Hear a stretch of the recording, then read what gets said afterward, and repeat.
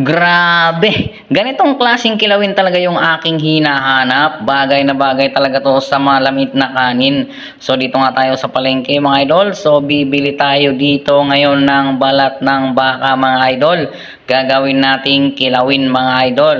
So nandito tayo sa bilihan ng mga sibuyas, bawang, luya at sili mga idol. So bibili rin tayo ng gagamitin natin na pansangkap sa ating gagawing kilawin na balat ng baka mga idol. Grabe, sobrang nagki-crave talaga ako sa kilawing balat ng baka mga idol.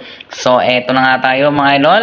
So pauwi na tayo dahil malapit lang naman ang palengke dito sa amin. So naglalakad na tayo pauwi mga idol.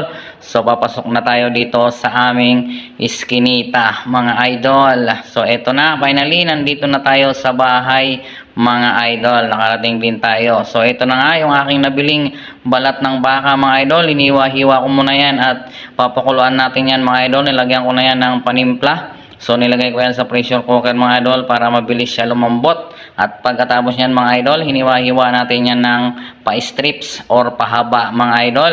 So gagawin natin itong kilawin mga idol. So pwede talaga ito sa lahat mga idol. Pwede pang ulam, siyempre pang barkada, pang pulutan mga idol.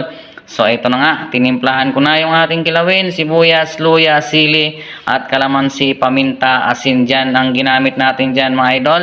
At pagkatapos nyan, mekos lang natin yan mga idol. So napakasimpleng gawin lang tong kilawin na ito mga idol. Grabe, napakasarap talaga nito mga idol. Siguradong mapapalaban na naman tayo dito mga idol.